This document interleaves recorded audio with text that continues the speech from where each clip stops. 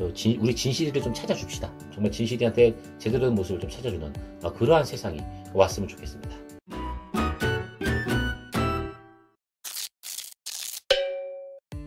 안녕하세요, 다정환입니다. 오늘 이야기할 책은 포스트 트루스입니다. 발음 좋았나요? 2019년 4월에 출간됐고요. 지은이는 리 맥킨타이어. 이분이 철학자이면서 논픽션 작가래요. 하버드하고 보스턴 대학교에서 학생들을 가르치고 있고요. 쓴 책은 많네요. 진실의 존중, 어둠의 시대, 사회과학의 법과 설명, 과학적 자세, 뭐 이렇게 많이 있는데 지금 이 책이 우리 한국에는 번역이 된 첫 책이라고 합니다. 그래서 책을 많이 냈지만 우리가 볼 수는 없네요. 이거 말고는. 나름의 한 줄 정리를 먼저 해볼게요. 거짓에 대한 우리의 태도가 점점 관대해지고 있다. 그 결과 우리의 의식과 언어 생활 속에 진실과 거짓의 경계는 사라지고 모호함만이 남는다. 이 책을 읽으면서도 계속 이런 비슷한 생각이 떠올랐어요. 머릿속으로 그냥 맴돌았어요. 도대체 그 말은 거짓말인데 더 이상 뭐가 중요하지? 거짓말이잖아. 그걸 믿는 사람들이 있어? 정말? 야, 그 사람들이 하는 말이 그게 말이 돼? 이러한 생각을 하시는 분들이 있어요. 이 책을 한번 읽어보세요. 왜 그런지 그런 현상을 이해할 수 있을 겁니다. 더 나아가서 그러면 앞으로 어떻게 해야 할지도 방법이 떠오르실 거고요. 주위에 또 이런 분들이 있습니다. 개인적인 성향이 강해지면서 자신만의 생각이 더 단단해지는 분들이 있습니다. 이분들은 비슷한 생각을 가진 사람을 만나게 되면 그렇게 반가워해요. 동지를 만난 것처럼. 그동안의 서러움이 폭발이라도 하듯이 아주 격하게 공감을 하죠. 오버를 합니다. 아주. 그렇게 되면서 다른 사람들을 더욱더 이해하지 못하게 되고요. 이게 정치적인 어떤 성향에서만 나타나는 그러한 모습이 아니에요. 예전부터도 진실이라고 하는 것은 많은 사람들이 관심을 가질 만한 자극적인 뉴스로 덮어질 때가 있었어요. 이런 거 있죠. 왜 정치적으로 어떤 이슈가 생길 때마다 연예계 쪽에 어떤 피해자가 한 명씩 나와요. 와, 이런 거 터뜨린다고? 이런 사건들 아마 기억해보시면 많이 있을 겁니다. 그런데 이제는 이렇게 덮어야 될 일이 생겼을 때 다른 곳으로 환심을 돌리는 게 아니라 눈에 보이는 사실을 기반으로 진실을 만들어가고 있어요. 자, 다시 말씀드릴게요. 만들어가고 있어요. 만들어간다는 겁니다. 이게 어떻게 가능하고 또 어떤 모습으로 나타나게 되는지를 설명하는 그런 책이라고 보시면 됩니다. 핵심적인 내용을 한번 알아볼게요. 우리가 말이라는 것을 할 때 세 가지의 상황이 나타나요. 어떻게 나타나냐면, 자, 제일 처음에 나의 의도하고는 상관없이 실수로 그냥 진실이 아닌 말을 하는 경우가 있어요. 그렇죠? 이때는 일단 고의성이 없어요. 그래서 거짓말을 했다 이렇게 말할 수 없고요. 그냥 거짓인 말을 네가 입 밖으로 냈다 뭐 이렇게 얘기하는 거예요. 물론 이제 다소 좀 본인이 스스로가 멍청하다는 모습으로 그런 모습으로 비춰지는 것만 감수하면 돼요. 네, 이런 상황이 하나 있고, 두 번째는 진실이 아닌지의 여부를 확인하지 않고 진실인 것처럼 말을 하는 그런 모습인데 의도적으로 인식을 회피하는 그런 상황이에요. 그러니까 이 상황은 어떤 거냐면, 내가 무슨 말을 들었어요. 그런데 이거 좀 이상한데? 라는 어떤 그런 느낌을 가져요. 좀 구린 냄새가 난다는 거죠. 그런데 이게 사실인지 아닌지 내가 확인을 하지 않았어요. 그러고는 마치 내가 들은 게 진실인 것처럼 다른 사람들한테 말하는 거예요. 그 구린 내용을. 이게 첫 번째 말한 거하고 좀 상황이 다른 거는 뭐냐면, 말을 하는 사람이 이상하다는 것을 느꼈다는 거예요. 냄새가 구리다는 걸 느꼈다는 거죠. 이런 케이스는 어떤 상황이냐면, 방법이 있는데도 그 구린 것을, 그 이상한 것을 확인해보지 않고 거짓인 말을 만약에 했다. 그러면 첫 번째에 있는 사람처럼 자신의 무지에 대해서 부분적으로라도 그냥 손가락질 받을 수도 있겠지만 그것을 넘어서서 책임을 져야 된다는 상황이 생깁니다. 게으른 사람이라고 비난을 받더라도 부당하다. 내가 게으른 사람이라고 비난받는 것이 부당하다. 이렇게 말할 수는 없는 거예요. 네, 이게 두 번째 상황인 거고요. 자, 마지막 세 번째 느낌이 오시죠? 다른 사람을 속이려고 의도를 갖고 진술을 하는 그런 거짓말을 하는 상황이에요. 자, 요거는 위에 과 첫 번째, 두 번째 거하고 확연히 비교가 됩니다. 그 내용이 진실이 아닌 거를 알고도 다른 사람을 기만하려고 하는 점에서 분명히 달라요. 이거는 다른 해석이 아니라 사실 자체를 왜곡한 그러한 사람이 되는 거예요. 바로 탈진실이라고 하는 것은 이러한 선상에서 우리가 이해를 해야 되는 겁니다. 그런데 탈진실은 더욱 악랄한 형태로 나타나기도 합니다. 자기 기만이나 망상에 빠져서 진실이 아닌 말을 진심으로 진실이라고 믿거든요. 그리고 이렇게 부정하고 있는 진실, 이런 거나 또는 자신이 믿고 싶지 않은 사실에는 이게 굉장히 지나치게 기준을 갖다 대요.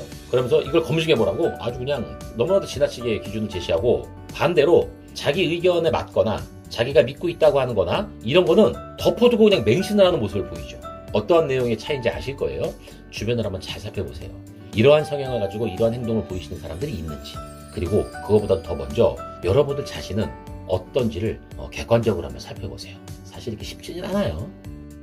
자, 누가 보더라도 진실인데 여기에 의혹을 제기하는 경우가 있죠.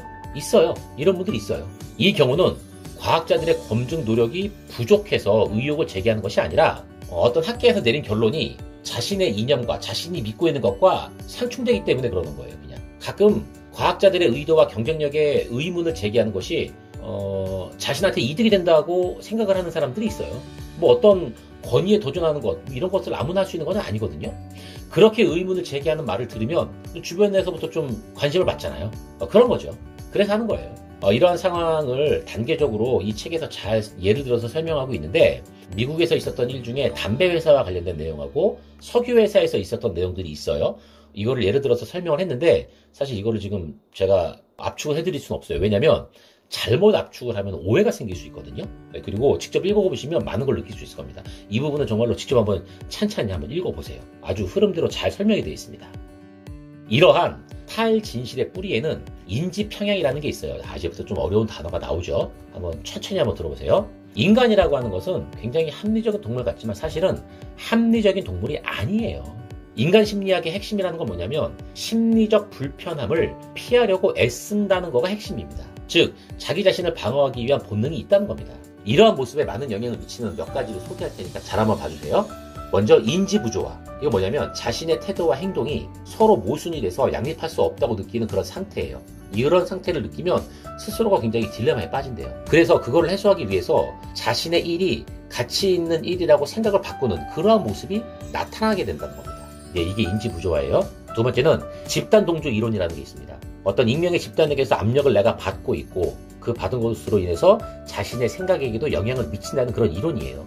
어떤 집단에 갔는데 많은 사람들이 다 A라고 하는 어떤 의견을 좋다고 이야기를 하고 많은 사람들이 나한테 눈에 보이지 않는 어떤 압력을 주고 있다고 만약에 생각을 하게 되면 난 A가 마음에 안 드는데도 내가 A를 마음에 들어 해야 되는구나. 이렇게 내 자신의 생각에 영향을 미치게 된다는 그러한 이론이 집단동조 이론이 되는 거고요.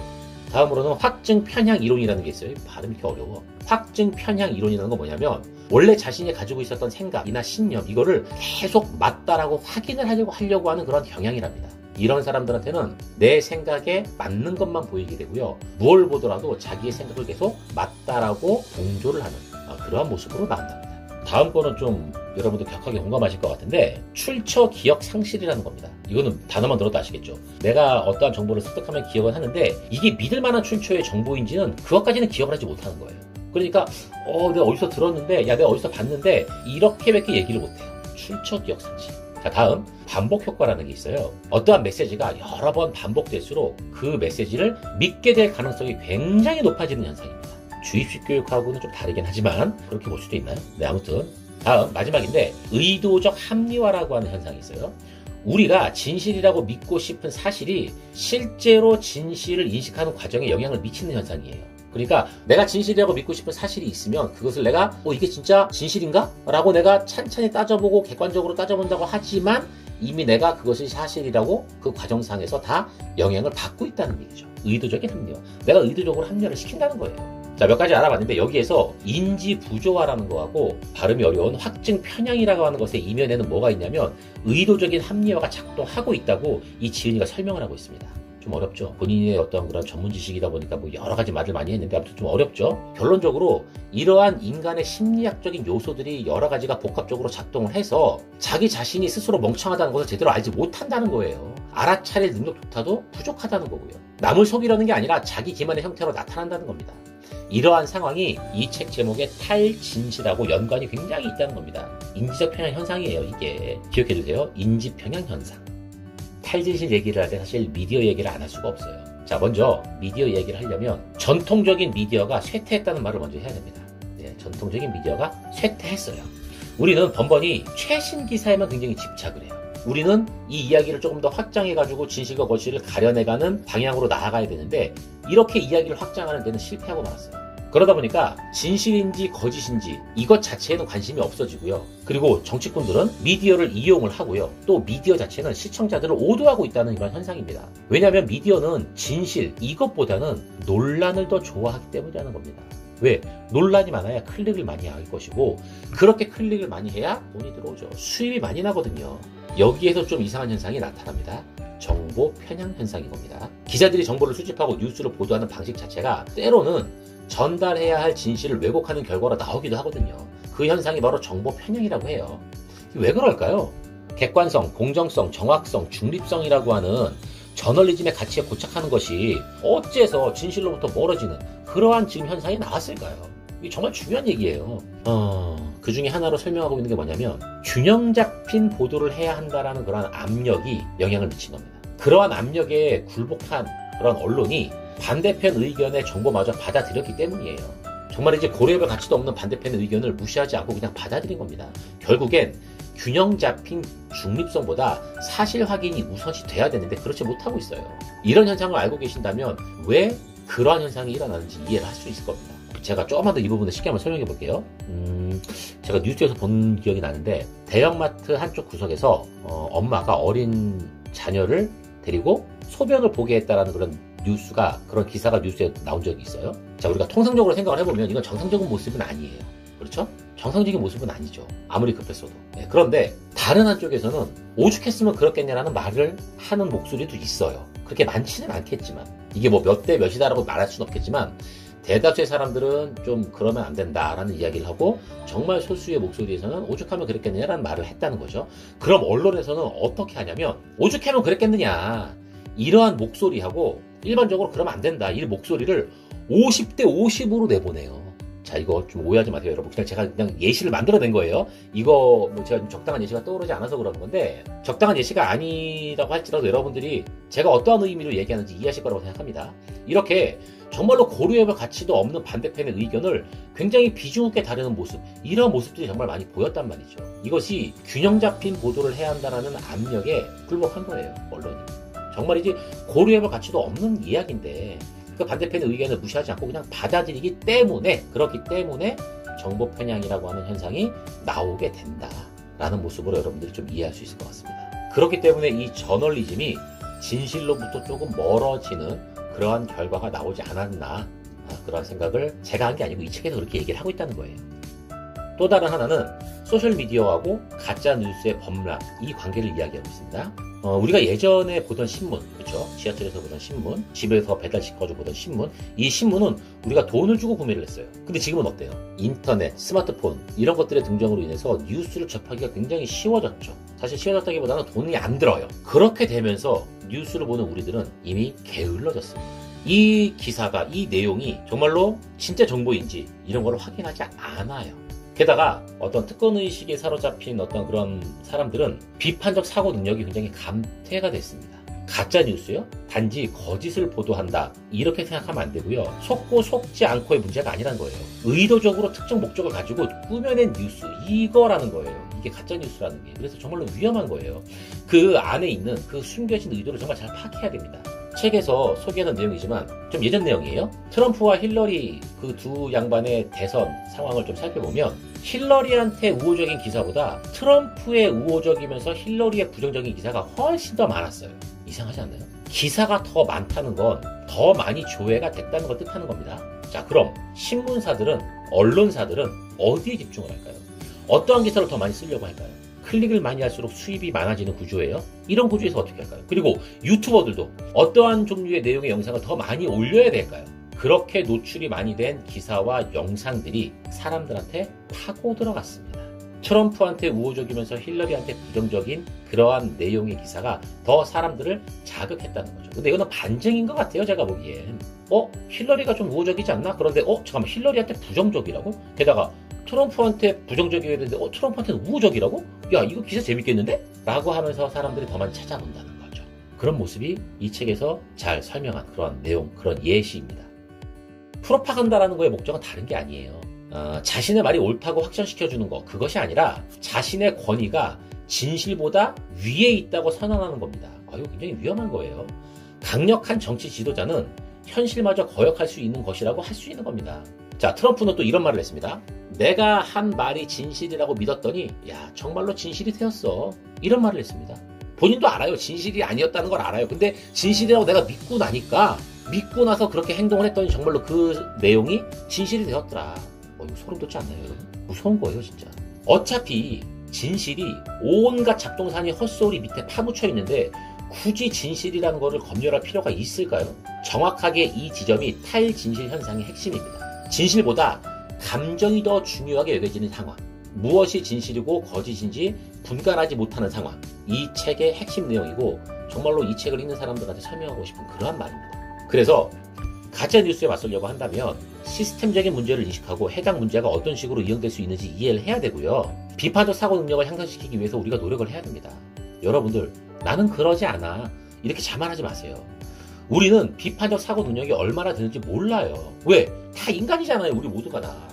인지적 평양을 갖고 있는 인간, 그리고 정말로 나약한 인간이란 말이에요. 자만하지 마세요. 자, 제가 지금까지 정말 간단하게 제가 생각하는 핵심만 좀 알아봤는데 자세한 내용은 여러분 정말 한번 읽어보세요. 정말로 읽어보시길 추천드립니다. 사람들은 진실을 사실과 함께 말해줘도 울분을 토한대요. 모르는 걸 알려줬는데 여러분들이 사람들이 몰라 하는 거를 알려줬는데 그게 아니래요. 답답하죠, 말하는 사람 입장에서는. 왜 이래요? 자신들이 생각하는 그것을 얘기해주지 않으면 그것은 진실이 아니라고 말을 하는 거예요. 그 사람들이 듣고 싶은 말을 해주지 않으면 그건 진실이 아닌 게 되는 거예요. 그 사람들은. 결국 이 세상은 진실을 원하고 있지만 사실상으로는 자신이 원하는 진실을 기대하고 있는 거고요. 또 그렇게 되기를 바라고 있는 거라고 우리는 볼 수 있습니다.